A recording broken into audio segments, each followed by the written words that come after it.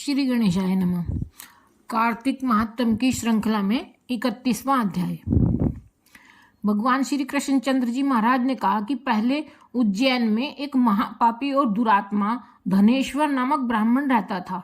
वह रस, चमड़ा और कंबल आदि का व्यापार करता था। वैश्यागामी था और मद्यपान आदि बुरे कर्म किया करता था।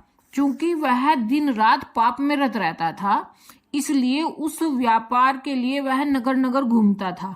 वह एक दिन महिष्यमतीपुरी में जा पहुंचा। महिष्यमतीपुरी चूंकि राजा महिष ने बसाई थी, इसलिए बस राजा के नाम पर ही विख्यात थी।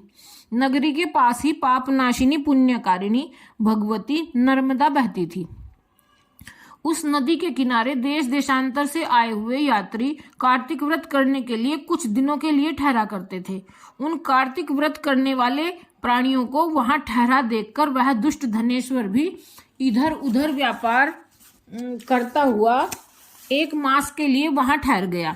अपने माल को बेचता हुआ वह नर्मदा नदी के तट पर घूमता हुआ ब्राह्मणों को देव पूजा में अक्सर लगा हुआ देखता कि कोई तो पुराण पढ़ रहा है और कोई सुन रहा है, कोई भगवत कीर्तन कर रहा है, कोई भजन सुन रहा है, कोई ध्यान में लीन है और कोई तुलसी की माला धारण किए हुए है। बस इसी तरह वह भगवत भक्तों के बीच में रहा और वैष्णवों के दर्शन करता रहा, उनको स्पर्श करता रहा, उनसे वार्तालाप करता रहा और भगवान विष्णु के नाम स्मरण के पुण्य का अर्जित करता रहा। वह कार्तिक के व्रत की उद्यापन विधि तथा जागरण को भी देखता रहा।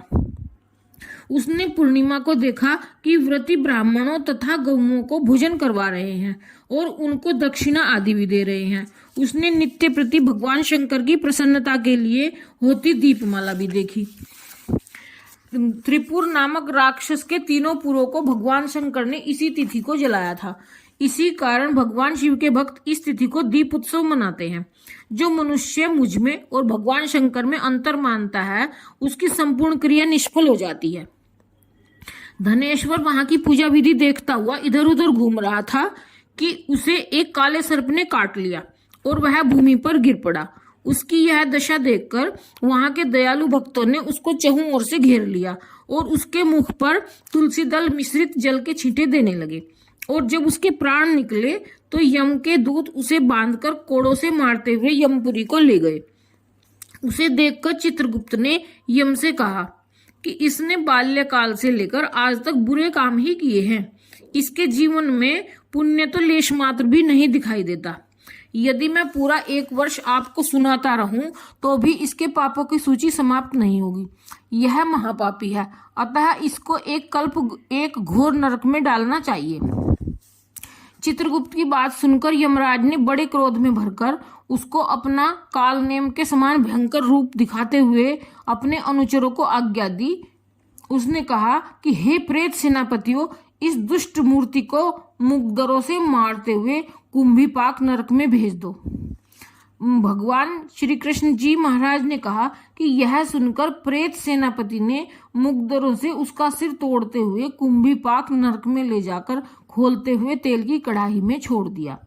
प्रेत सेनापतियों ने जो ही उसे तेल की कढ़ाई में फेंका, त्यों ही लपलपाती हुई आग अपने आप ठंडी हो गई। जैसे कि प्रहलाद को अग्नि में डालने से वह अग्नि ठंडी हो गई थी। यह विचित्र घटना देखकर प्रेत सेनापतियों ने यमराज के पास जाकर सारा वृत्तांत कहा। यमराज भी सारा हाल सुनकर आश्चर्यचकित रह गए और धनेश्वर को अपने पास बुलाकर स्थिति पर विचार करने लगे।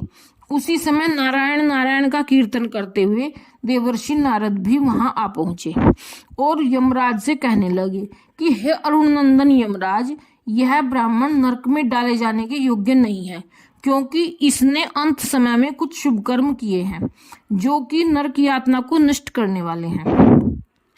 जो लोग भगवत भक्तों का दर्शन करते हैं, उनसे वार्तालाप करते हैं और उनका स्पर्श करते हैं, चाहे उन्होंने कोई पुण्य कर्म न किया हो, सहज स्वर्ग के अधिकारी हो जाते हैं। अतः धनेश्वर भी पुण्यात्माओं के संग व स्पर्श से स्वर्ग का अधिकारी हो गया है। अतः यह पुण्यात्मा है, इसे यक्ष योनि दो और केवल इसे पाप भोग करने वाले नरक दिखा दो। भगवान श्री कृष्णचंद्र जी महाराज ने कहा कि जब देवर्षि नारद ऐसा कहकर चले गए तो धनेश्वर को पुण्य आत्मा समझते हुए यमराज ने दूतों को उसे नरक दिखाने की आज्ञा दी।